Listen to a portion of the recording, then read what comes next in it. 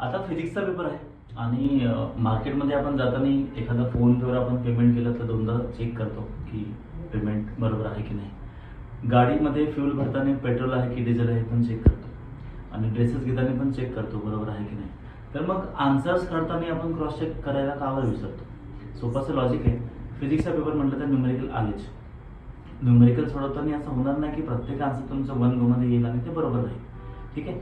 So तुम्हाला पहिल्यात सगळ्यात इम्पॉर्टंट गोष्ट ही करायची आहे पहिल्यांदा की क्रॉस चेक करूनच पुढे जायचे की मी सोडलेलं उत्तर त्या रेंजमध्ये बसतंय की नाही.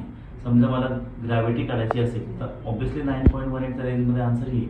काहीतरी 1000-2000 आलं तर मग काहीतरी वेगळं होऊ शकतं. ठीक आहे. सो एक नॉर्मल रेंज तुम्हाला सगळ्या गोष्टीचं माहीत असतात, ती रेंज चेक करून पुढे जायची.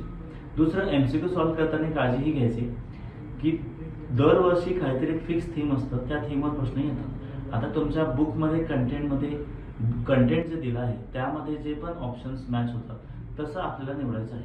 समजा सेंट्रिपिटल फोर्स आणि सेंट्रिफ्युगल फोर्स हे आपल्या बुकमध्ये दिलं आहे आणि वेगळं काहीतरी ऑप्शन आहे तर खूप ऑप्शन छान वाटतंय किंवा हा आन्सर राहू शकतो असं करण्यापेक्षा बेसिक जे तुमच्या कंटेंटमध्ये ऑप्शन बसतात त्याच्यावर तुम्ही मार्क करा जर तुम्हाला तो प्रश्न येत नसेल तर. इथे टोला मारायची गरज नाही. जे माहीत असतील ते माहीत असतील, जे नाही माहिती आहे आपल्याला त्याच्याबद्दल तुम्ही एक तर कॅल्क्युलेट करू शकता किंवा मग 2 ऑप्शन एलिमिनेट करून बाकीच्या ऑप्शनकडे जाऊ शकता. ठीक आहे. सगळ्यात इम्पॉर्टंट पेपर पूर्ण करायचा आहे. पेपर पूर्ण जर नाही केलं तर ऑब्व्हियसली आपण आउट ऑफ जे आहे म्हणजे किती पैकी मिळाले ते ऑलरेडी कमी होऊन जाईल. सो पेपर पूर्ण अटेम्प्ट करा.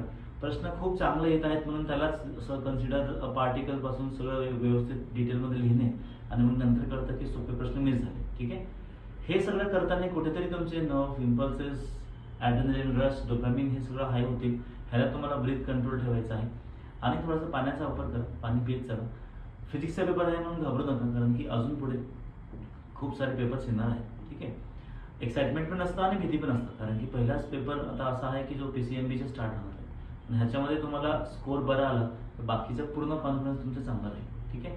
असे सोपे टिप्स आमच्याकडून सो मेरिट होम लर्निंग सेंटरकडून सगळ्या मुलांना फिजिक्सच्या पेपरसाठी ऑल द बेस्ट.